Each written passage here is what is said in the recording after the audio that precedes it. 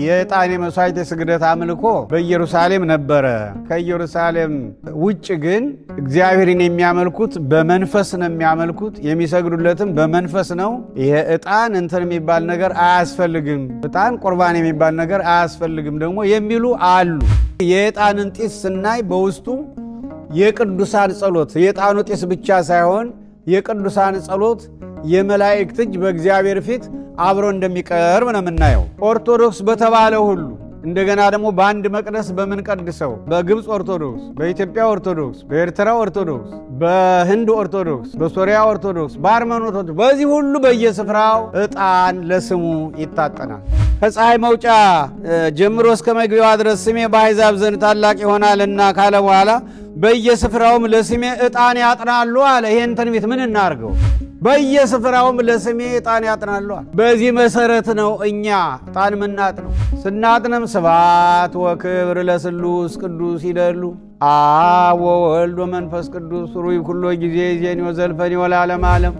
የእኛ የዕጣን አገልግሎት መጽሐፍ ቅዱሳዊ ነው።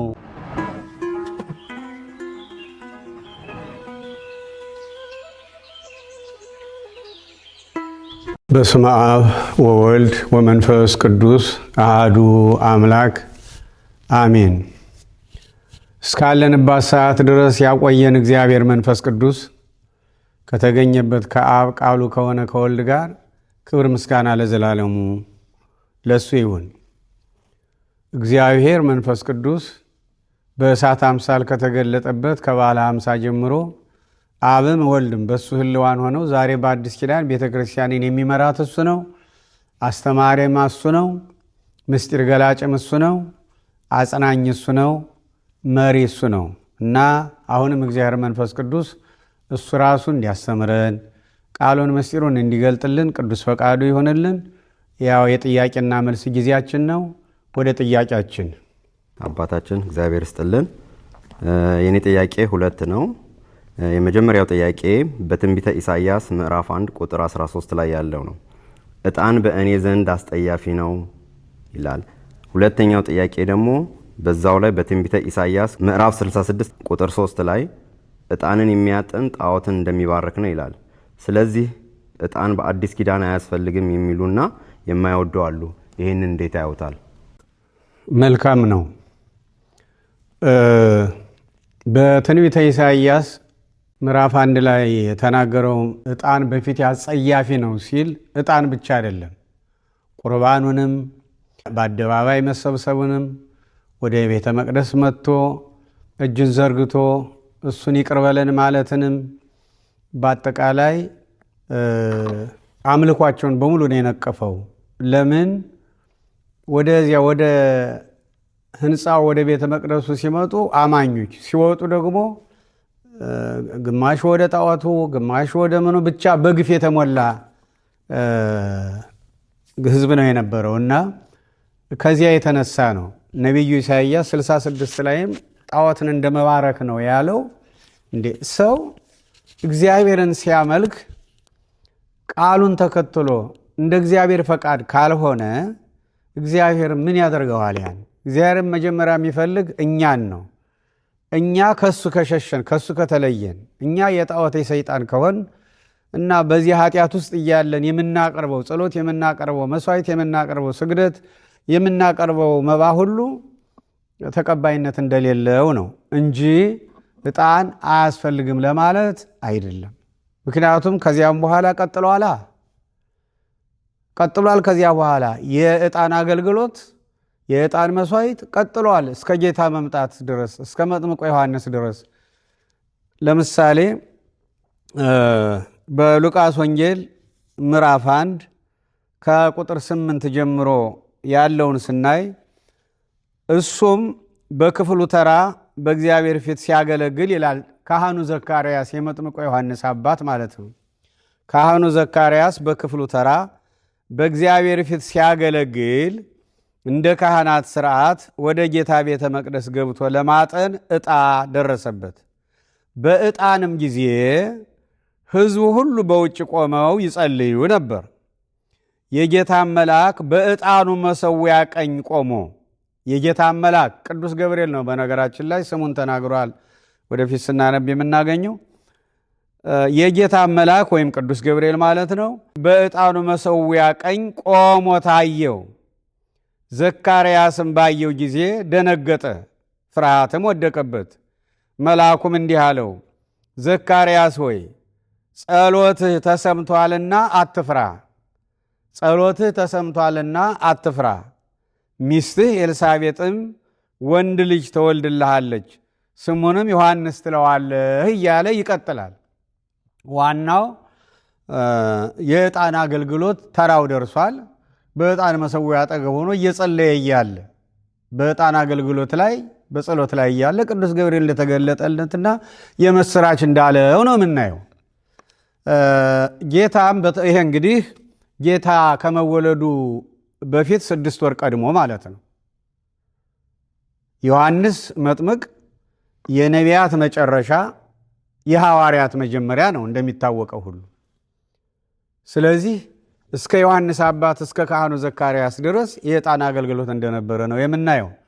በማቴዎስ ወንጌል ምዕራፍ 2 ቁጥር 11 ላይም 70 ሰገል በቤተልሔም ጌታ ተወልዶ በኮከብ ተመርተው ሄደው በሰገዱለት ጊዜ ሳጥኖቻቸውን ከፍተው ያቀረቡለት እጅ መንሻ ወርቅ፣ ዕጣንና ከርቤ ነው። ወርቅ፣ ዕጣን፣ ከርቤ። ይህም በአባቶቻችን ሲተረጎም ወርቁ ለንጉሠ ነገሥትነቱ፣ ዕጣኑ ለሊቀ ካህናትነቱ፣ ከርቤው በመራራ ሞት ነውና ለምን የሚያድነው? ከርቤ መራራ ነው። ለመራራ ሞቱ ምሳሌ እንዲሆን ነው።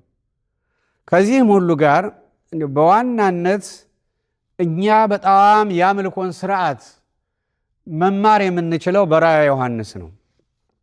ራእየ ዮሐንስ ምዕራፍ 5 ከቁጥር 6 ምን ይላል? በዙፋኑና በአራቱ እንስሶች መካከልም፣ እንስሶች የሚለው አሁን ኪሩቤልን ነው። በዙፋኑና በኪሩቤል መካከልም በ24ቱ ካህናተ ሰማይ መካከል እንደታረደ በግ ቆሞ አየሁ። 7 ቀንዶችና 7 ዓይኖች ነበሩት። እነርሱም ወደ ምድር ሁሉ የተላኩ የእግዚአብሔር መናፍስት ናቸው። መጥቶም በዙፋን ላይ ከተቀመጠ ከዚያ ከቀኝ እጁ መጽሐፉን ወሰደው። መጽሐፉንም በወሰደ ጊዜ 4ቱ እንስሶችና 24ቱ ሽማግሌዎች በበጉ ፊት ወደቁ። እያንዳንዳቸውም በገናንና የቅዱሳን ጸሎት የሆነ ዕጣን የሞላበትን የወርቅ ዕቃ ያዙ።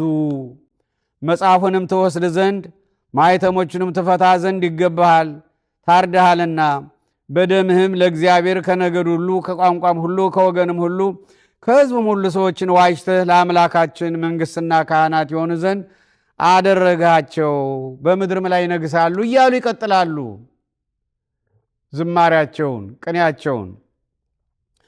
አሁን እኛ የምንፈልገው አሁን በገናንና የቅዱሳን ጸሎት የሆነ ዕጣን የሞላበትን የወርቅ ዕቃ ያዙ።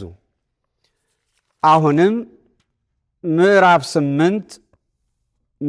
8 ቁጥር 3 ጀምሮ ምን ይላል? ሌላ መልአክ መጣና ይላል። ሌላ መልአክ መጣና የወርቅ ጥና ይዞ በመሠዊያው አጠገብ ቆመ። ይኸው እደግመዋለሁ። ሌላም መልአክ መጣና የወርቅ ጥና ይዞ በመሠዊያው አጠገብ ቆመ።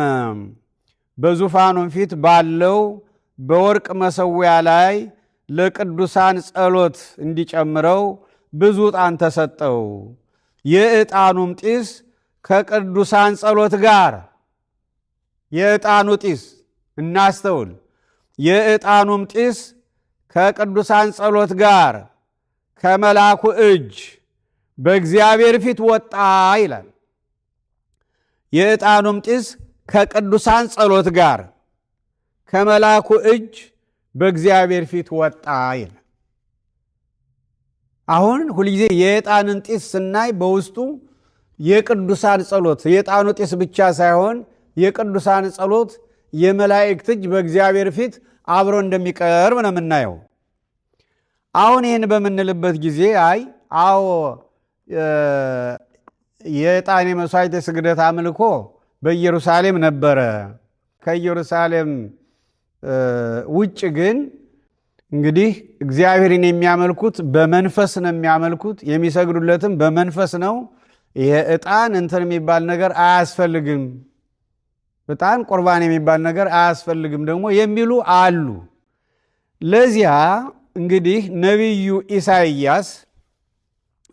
ኢሳይያስ ዕጣን በፊት ያጸያፊ ነው ካለ በኋላ ስንት ጊዜ ቆይቶን የተነሳ ነቢዩ ሚልክያስ ዕጣንን የሚያጥንልኝ ጣዖትን እንደመባረክ ነው ካለ በኋላ ብዙ ጊዜ ቆይቶ የተነሳ የመጨረሻው ነቢይ ከደቂቀ ነቢያት አበይት ነቢያት የሚባሉት እንግዲህ ኢሳይያስ፣ ኤርምያስ፣ ሕዝቅኤል፣ ዳንኤል ናቸው። ከዚያ በኋላ ያሉት ደቂቅ ነቢያት ነው የሚባሉ። አሁን ከእነሱ አንዱ ነቢዩ ሚልክያስ እንዲህ ይላል። ትንቢተ ሚልክያስ ምዕራፍ 1 ቁጥር 11 ጀምሮ እንደዚህ ይላል። ከፀሐይ መውጫ ጀምሮ እስከ መግቢያዋ ድረስ ስሜ በአሕዛብ ዘንድ ታላቅ ይሆናልና፣ ከፀሐይ መውጫ ጀምሮ እስከ መግቢያዋ ድረስ ስሜ በአሕዛብ ዘንድ ታላቅ ይሆናልና፣ በየስፍራውም ለስሜ ዕጣን ያጥናሉ።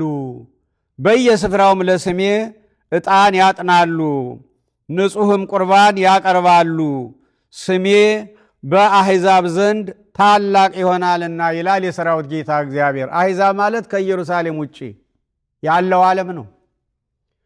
ስለዚህ ከፀሐይ መውጫ እስከ መግቢያዋ ድረስ ነው የሚለው። ከፀሐይ መውጫ እስከ መግቢያዋ ድረስ ስሜ በአሕዛብ ዘንድ ታላቅ ይሆናልና፣ በየስፍራውም ለስሜ ዕጣን ያጥናሉ፣ ንጹሕም ቁርባን ያቀርባሉ። ንጹሕ ማለት መለኮት የተዋሃደው ደም፣ መለኮት የተዋሃደው ሥጋ።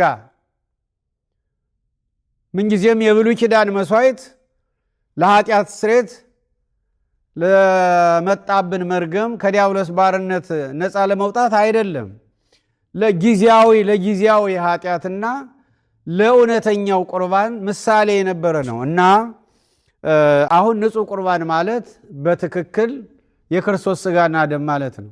ይሄም በየስፍራው በዓለም ዙሪያ ሁሉ እደግመዋለሁ ቃሉን፣ ከፀሐይ መውጫ ጀምሮ እስከ መግቢያዋ ድረስ ስሜ በአሕዛብ ዘንድ ታላቅ ይሆናልና፣ በየስፍራውም ለስሜ ዕጣን ያጥናሉ፣ ንጹሕም ቁርባን ያቀርባሉ።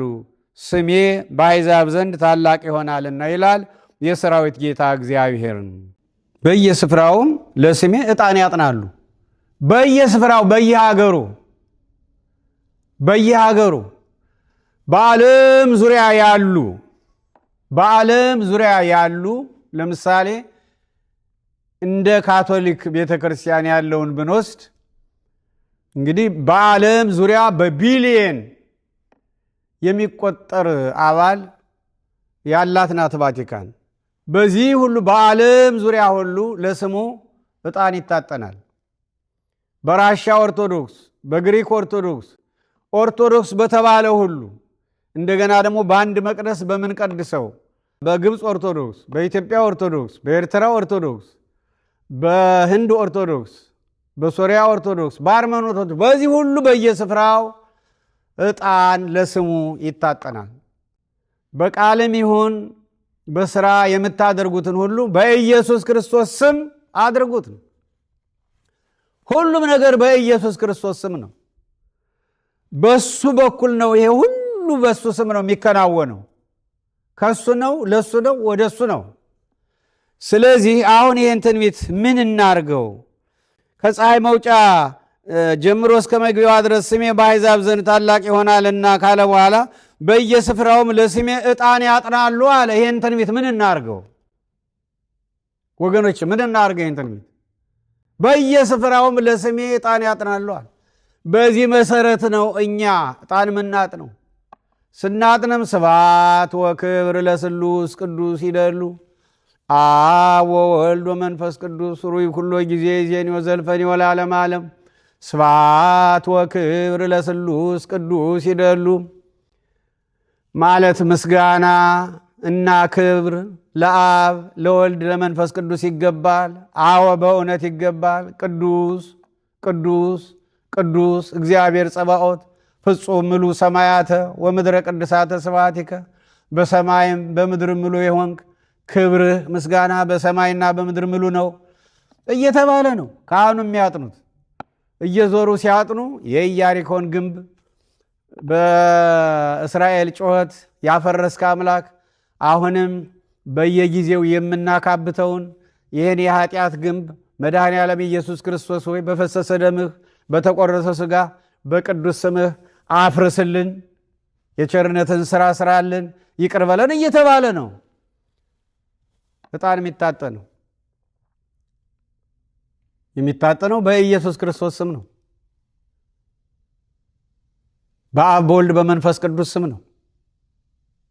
ጣዖት አይደለም የሚመለከው። እና የሆነ ሆኖ የኛ የዕጣን አገልግሎት መጽሐፍ ቅዱሳዊ ነው፣ በብሉይም በሐዲስም። ይልቁንም ቅዱሳን መላእክት አድርጉት ብለው ሰርተው ያሳዩን። ድራማ እኮ አይደለም የሚያሳዩን በራዕየ ዮሐንስ እንድናደርገው ነው። እና ነቢዩ ኢሳይያስ ዕጣን በፊት አጸያፊ ነው፣ ዕጣንን የሚያጥንልኝ ጣዖትን እንደመባረክ ነው ሲል ዛሬም ቢሆን አሁን ዝም ብለን እስከ ቂማችን እስከ ተንኮላችን እስከ ክፋታችን እስከ ርኩሰታችን የምናቀርበው ጸሎት፣ የምናቀርበው መባ፣ የምናቀርበው የዕጣን አገልግሎት፣ የምናቀርበው የመሥዋዕት አገልግሎት አሁንም በሱ ፊት ተቀባይነት የለውም። እንዲያውም ሚልክያስ 2 ላይ ፋንድያ ነው የሚለው፣ አያድርስ ነው። ስለዚህ ሁልጊዜ በእግዚአብሔር ፊት የምናቀርበው አምልኮ ንጹሕ መሆን አለበት። በተለይም ይቅር በማለት ይቅር በመባባል በንስሐ በመመለስ ኃጢአትን በመናዘዝ ራስን በማዋረድ የራስን ኃጢአት በማየት የራስን ኃጢአት እንጂ የሌላውን ኃጢአት ለማየት ባለማሰብ፣ ባለማድረግ፣ ባለማየት። ምክንያቱም አሁን 2-3 ሆነን አሁን ፎቶ ብንነሳና ለእያንዳንዳችን ታጥቦ ቢሰጠን መጀመሪያ የምናየው የራሳችን ነው። ይሄ ተፈጥሮ ባህሪያችን የራሳችን ነው እና የመንፈስ ፊተ ገጻችንም ስናይ ባህሪያችን ስናይ ሁልጊዜ የራሳችን ነው መሆን ያለበት እና ኃጢአትን በተመለከተ በተለይ የራሳችን የኃጢአት ገጽታን መጀመሪያ የራሳችን፣ ከዚያ በኋላ የሌላውንም እንድናይም አልተፈቀደም። ስለዚህ የዕጣን አገልግሎታችን መጽሐፍ ቅዱሳዊ በእግዚአብሔር ቃል የተመሰረተ በብሉይም የነበረ በሐዲስ በኢየሱስ ክርስቶስ ደም የታደሰ በስሙ የታደሰ በስሙ የተባረከ ቃሉ እንደሚለን የቅዱሳን ጸሎት፣ የዕጣኑ ጢስ፣ የመላኩ እጅ በአንድ ላይ በእግዚአብሔር ፊት ቀረበልን የሚለው። እንዲያውም ቅዱስ ዳዊት የዳዊት መዝሙር 140 ቁጥር 2 ላይ ተወከፍ ጸሎቴ ከመ ዕጣን በቅድሜከ፣ አቤቱ ጸሎቴን እንደ ዕጣን በፊትህ ተቀበልልኝ። በእግዚአብሔር ፊት ቀረበ አይደል የሚለው የዕጣኑ ጢስ። ጸሎቴን እንደ ዕጣን በፊትህ ተቀበልልኝ። ተወከፍ ጸሎቴ ከመ ዕጣን በቅድሜከ፣ እንደ ዕጣን ጸሎቴን እንደ ዕጣን። ምክንያቱም የዕጣንን አገልግሎት እግዚአብሔር እንዴት እንደሚከብርበት ነው የሚያሳየን። እና አሁንም እግዚአብሔር አምላክ ብቻ የምናደርገውን አገልግሎት፣ የምንቀድሰውን ቅዳሴ፣ የምንሰዋውን መሥዋዕት፣ የምናጥነውን ዕጣን፣ የምንዘምረውን ዝማሬ በቅንነት በየዋህነት እንደ ቃሉ በኃጢአት ብንወድቅ እንኳን እየተነሳን እንደሱ ፈቃድ በሱ ስም ለሱ ወደሱ እናርገው እንጂ የሚከለክለን ነገር የለም። እና ያ የኢሳይያስ ዕጣን በፊት ያጸያፊ ነው። አንብቡት፣ ምዕራፍ 1ን በሙሉ አንብቡት። ዕጣኑን ብቻ አይደለም በጣም አልቀበል የሚለው መቅደሱንም እጅን ወደሱ መዘርጋትንም ጸሎትንም ያን ሁሉ አልቀበልም ብሏል። እንዳ ዛሬ መቅደስ አያስፈልግም ወይም ጸሎት አያስፈልግም ወይም በአንድ ላይ ተሰበው እሱን ማምለክ አያስፈልግም ማለት አይደለም። ዕጣንን የሚያጥለኝ ጣዖትን እንደመባረክ ነው ያለውም ደግሞ በዚያ ምዕራፍ ምን ለማለት እንደሆነ እዩት።